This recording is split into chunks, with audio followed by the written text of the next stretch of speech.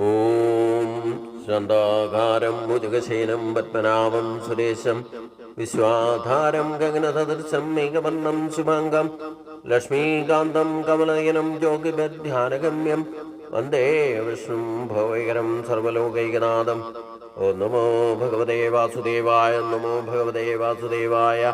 ओम श्री कृष्णाय परब्रह्मणे नमः। सभी सज्जनों को भगवान का नाम से और मोहन जी का नाम से सादर प्रणाम। हम लोग चतुर्थोध्याय ज्ञान कर्म संन्यास योग भगवान का तिरुचरण में समर्पित किया है। आगे पंचमोध्याय संन्यास योग का कर्म योग के बारे में भी, कर्म संन्यास के बारे में भी भगवान प्रशंसा स्वरूप अर्जुन को जो कुछ भी बताया है, अर्जुन उसको श्रद्धा स्वरूप देखने सुनने के बाद अपना एक शंका, एक संशय भगवान का सामने रखते हुए ये अध्याय का शुरुआत होता है। तो कर्म योग क्या है और कर्म संन्यास योग क्या है, ये दोनों प्रशंसा स्वरूप भगवान ने अर्जुन को बताया। इसको सुनने के बाद अपना आशंका को दूर करने के लिए भगवान से एक सवाल किया अर्जुन ने। अर्जुनो उवाच संन्यासं कर्मणां कृष्ण पुनर्योगं च शंससि यश्रेय एतयोरेकं तन्मे ब्रूहि सुनिश्चितम्। हे कृष्ण, आप कर्मों को परित्याग करने के लिए और उसके साथ साथ कर्म योग के बारे में भी प्रशंसा स्वरूप बहुत कुछ बताया। इसमें श्रेयस्कर कौन सा है, ज्यादा से ज्यादा श्रेयस होना चाहिए, वो काम क्या है? कर्मयोग के बारे में बताया। कर्मयोग को परित्याग करने के लिए बोलता है। संन्यास बोलने से सब कुछ जो त्याग करना है, संन्यासम मतलब न्यासम मतलब त्याग मनस्सति है। तो सर्व कर्म फल त्याग है संन्यास का मानदंड भी। एक सन्यासी बनना है तो दिशा लेना, तो उसका मन इतना तैयार होना चाहिए, सर्व कर्म फल त्यागी बनना चाहिए वो खुद, तभी सन्यास का योग्य बनता है। तो हम लोग कर्म करने के लिए, कर्मयोग करने के लिए भी बोलता है, उसको परित्याग करने के लिए बोलता है। ये दोनों प्रशंसा स्वरूप भगवान ने बताया। इसमें क्या करने से हमें श्रेयस मिलेगा, ये तो सोचने का बात है ना। तो श्रेयस के लिए ही भगवान को पांच शरणागति हुआ है अर्जुन ने। तो श्रेयस के लिए ये कैसे हो सकता है? कर्मयोग करने के लिए बोलता है, उसके साथ कर्म को परित्याग करने के लिए भी बोलता है। ये दोनों को प्रशंसा स्वरूप कहते हैं।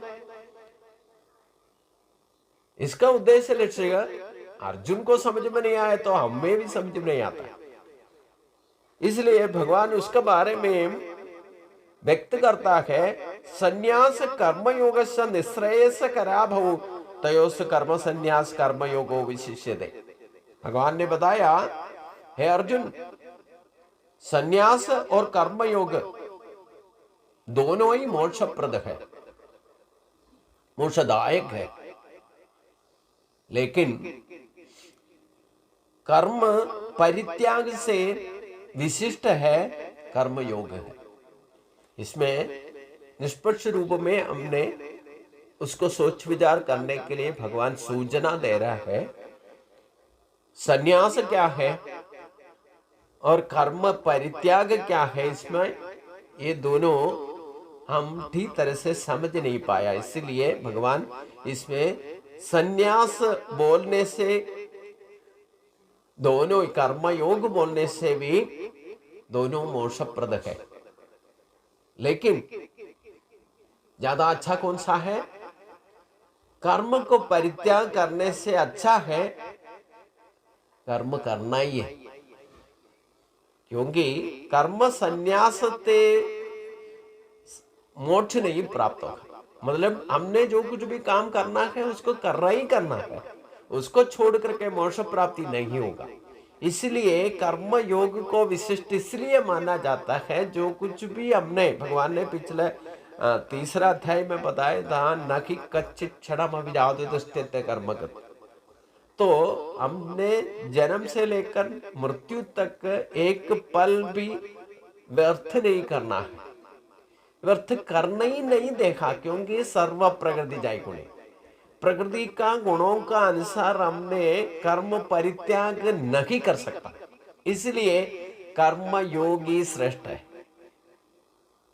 ठीक तरह से समझना है, भगवान का शास्त्र विधि के अनुसार अजंजल ब्रह्म जो चलनात्मक हो जाता है, वो कल्पांत काल का अंत तक चलते रहेगा। प्रकृति का गुणों का वजह से हरकत कुछ न कुछ करते ही रहेगा।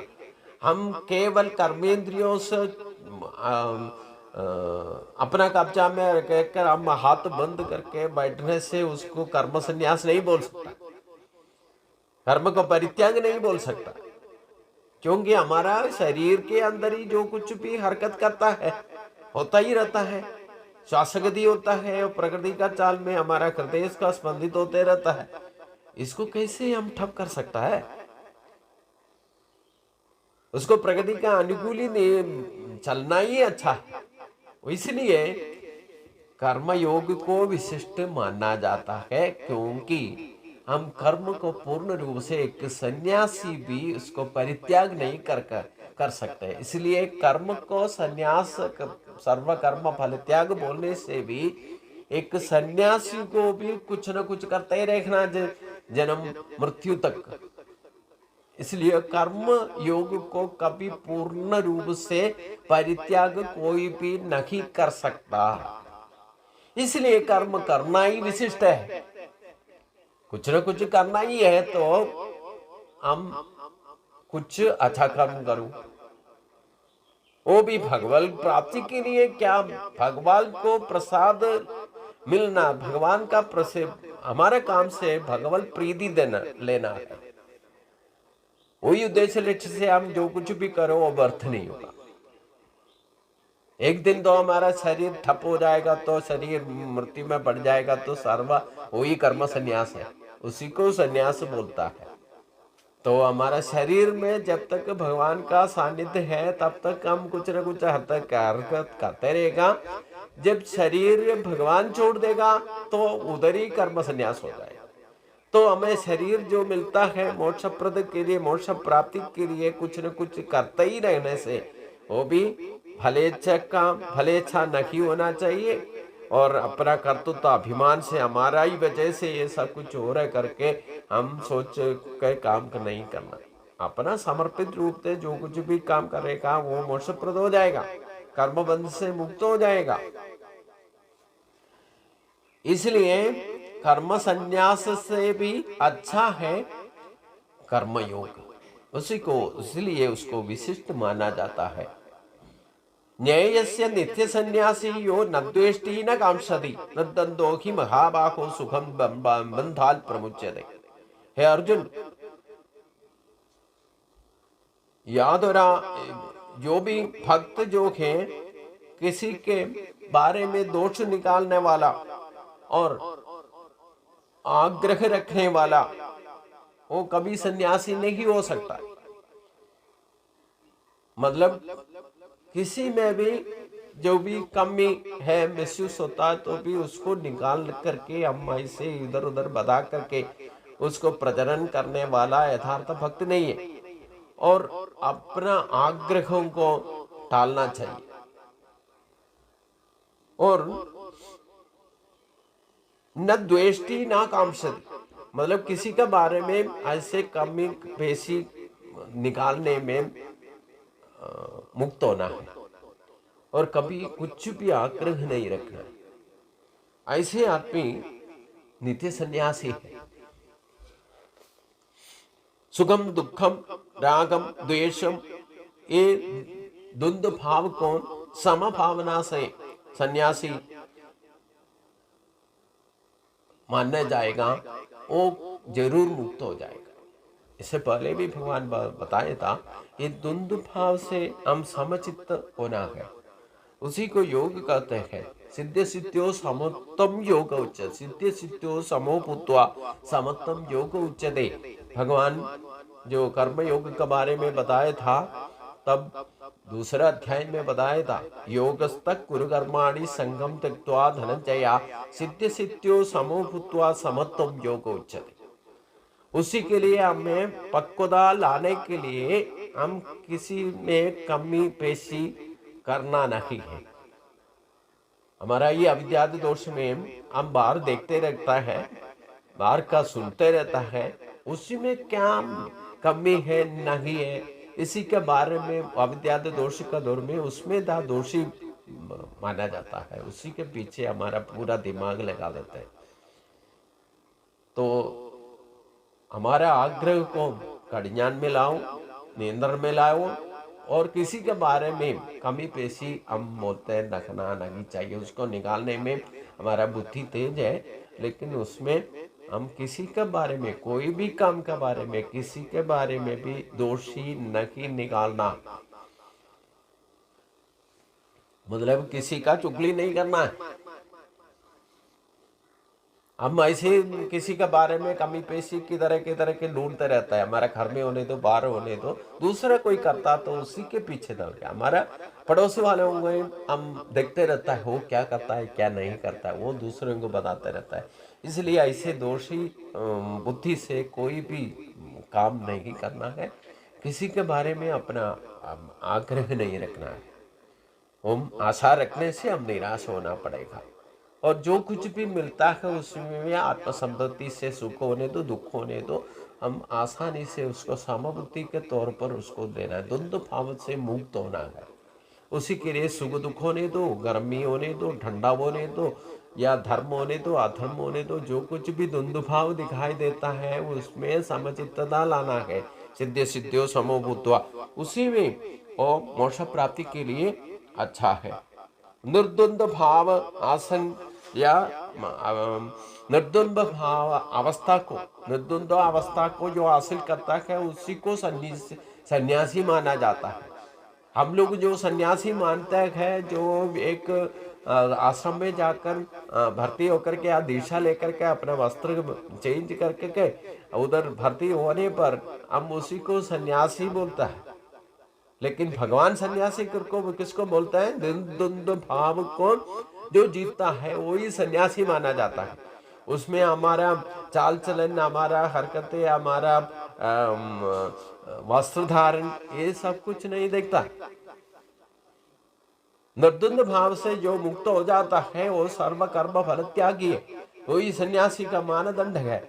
इसलिए भगवान का बात को ठीक तरह से सन्यासी भी समझना चाहिए, हम लोग भी समझना चाहिए।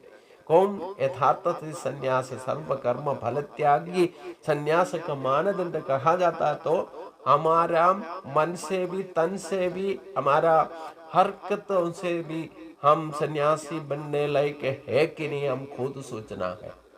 हम गृहस्थाश्रम धर्म अनुष्ठान करते वक्त भी हम घर में भी सन्यासी बन सकता है, भगवान का दृष्टि से देखने से। हम खुद सर्वकर्म फल त्यागी है तो हम खुद सन्यासी है।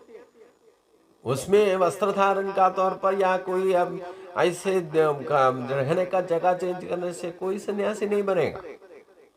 हम सर्वकर्म फल त्यागी जब तक नहीं बनेगा, ये वस्त्र धारण में आश्रम में जाकर दीक्षा लेने से भी वो कोई सन्यासी नहीं बनेगा। इसलिए सांख्य योग पृथक बाला का प्रवतंती न पंडिता एकमभ्यास स्थित सम्य उभयोर बिंदते फलम। ज्ञान योगी होने दो या कर्म योगी होने दो, इसके बारे में ठीक तरह से जान पहचान नहीं है। इसलिए ये लोग बोलते हैं सन्यासी श्रेष्ठ है।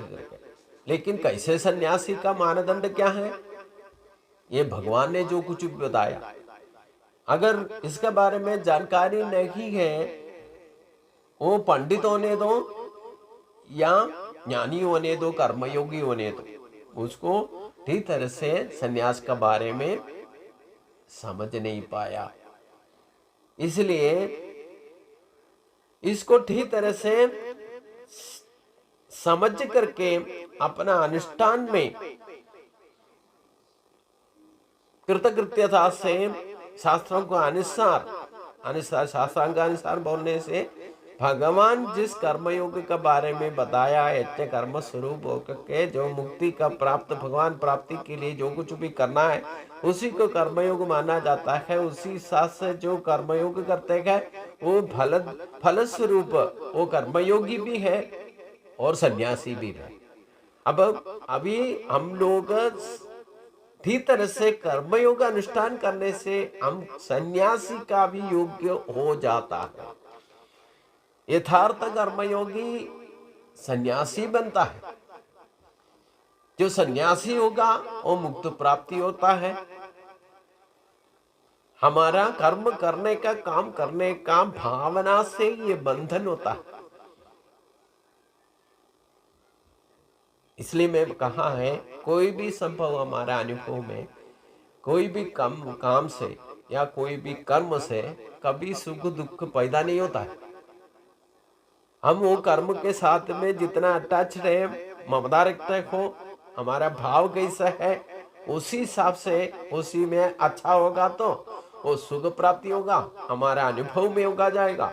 अगर हमें उसी कर्म से उद्देश्य लक्ष्य का अनुसार हमें फल नहीं मिला अगर दुख स्वरूप बन गया तो हमें दुखी प्राप्ति अनुभव हो जाता है। लेकिन वो कर्म कभी सुख दुख को पैदा नहीं करता है। हमारा एटीट्यूड की वजह से हमें सुख दुख का अनुभव पैदा होता है वो भी हमारे लिए। इसको समझना थोड़ा मुश्किल है लेकिन हम बार बार विचार करके आत्मस्वरूप से अनुष्ठान का तौर पर इसको करके अनुभव का तौर पर हम इसको समझना चाहिए। तभी इसके बारे में हमें ठीक तरह से समझ पाएगा। और आगे भगवान बताता है इस सांख्य प्राप्यते स्थानम तद्योगे देवी गम्यते एकम सांख्यम च योगम च या पश्यति स पश्यति।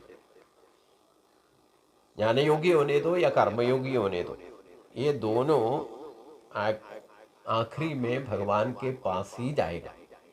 मतलब दोनों मुक्त कर्मयोग करने से भी कर्म योग के अनुसार या ज्ञान योग मार्ग में भी कर्म योग प्राप्ति में भी ये दोनों ठीक तरह से तात्विक रूप से मालूम करने वाला भगवान के प्राप्ति जाएगा। मतलब यथार्थ कर्मयोग बोलने से क्या है वो ज्ञान स्वरूप ही होना चाहिए।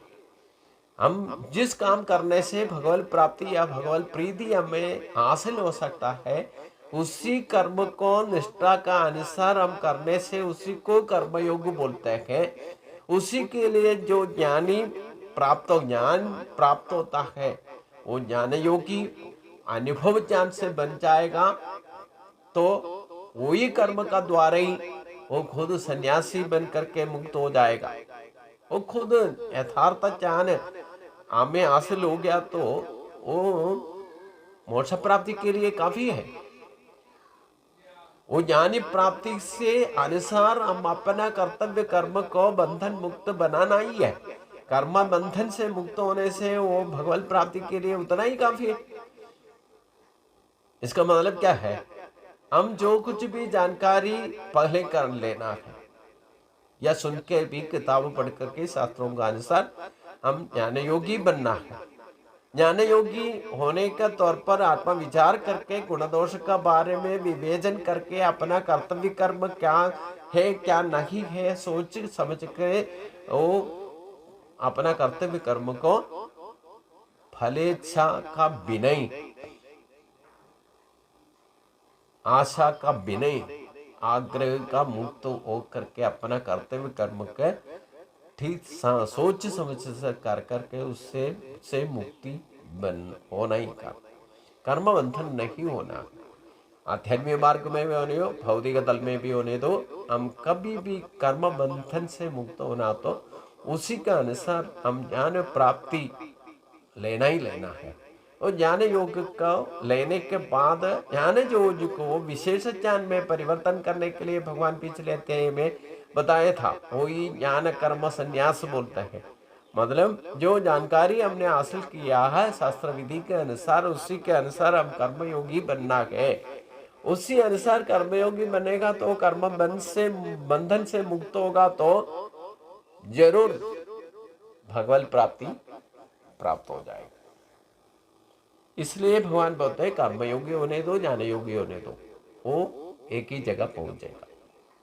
इससे पहले भी बताया था, वो भगवान का अनुसार अनुग्रह का तौर पर हम अब उसी ज्ञान योग बनने के बाद अपना कर्मयोगी को कर्म बंधन से मुक्त होने लेके अपना कर्तव्य कर्मों को पूर्ण करना तो भगवत प्राप्ति हो जाएगा।